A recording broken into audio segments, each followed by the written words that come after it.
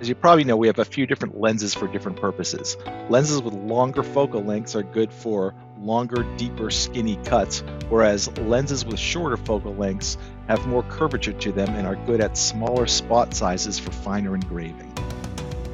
So we use our 4-inch lens for general purpose deeper cutting and engraving, but our 2-inch lens is an alternative for people that want finer engraves. Now, if the focal length is the distance between the lens and the focus point, or in this case, our work surface, why is it that the 2-inch lens and the 4-inch lens both use the same height on the laser? Well, the reason is if we look inside the lenses and we look at the tubes, we'll find out in the 4-inch lens, the lens actually sits up higher inside the focal tube, whereas in the 2-inch lens, it's way down below. This means that the laser and the work surface can be at the same heights regardless of which lens you use, and the good news is you don't have to adjust for this. The downside of this is the 4-inch lens should give us 4 inches of clearance between the lens and the workpiece, but in reality, it gives us far less. So if we're trying to do a deeper piece or a thicker piece, or maybe a multi-pass cut which is deeper, and we need more clearance, how do we achieve this? This is where the new deep throat lens comes in. Throat is actually the same 4-inch lens as in our regular 4-inch lens. The main difference is the lens is actually dropped inside the focal tube. This allows us to get greater clearance distance between the lens and our workpiece. However, unlike the other two lenses, it means we can't use the regular automatic or manual focuses to adjust the table height and the workpiece offset. So, special training is required when using deep throat, and thus, when you're done with it, please put the 4-inch tube back in the laser so the next person that comes along who never had this training knows what to do with the laser. This means when you're using deep throat, you have to use one of a few different methods to manually adjust the height offset to the right amount. So the first step is to look on the wiki under deep throat. You'll see a couple numbers listed there. One's called the focal tube distance and the other is called the thickness offset.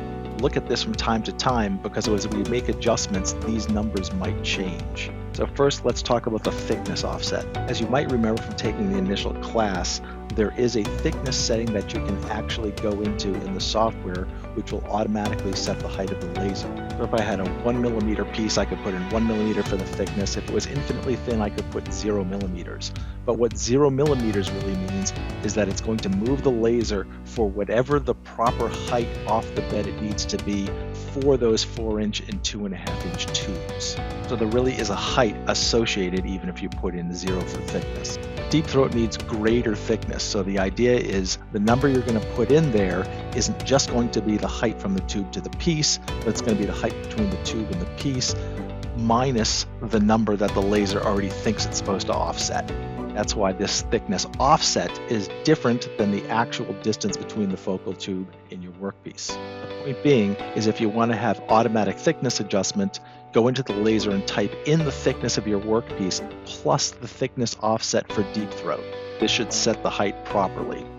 The other way to do it, if you don't actually know the thickness of your workpiece or you want to do it manually, is just to go into the Z Focus menu and manually drop the bed down to get the proper focal tube distance for deep throat. This distance is the one listed in the wiki as the focal tube distance. You can either do this as a manual measurement, or we're going to have a feeler gauge for deep throat there that you can use to do the measurement.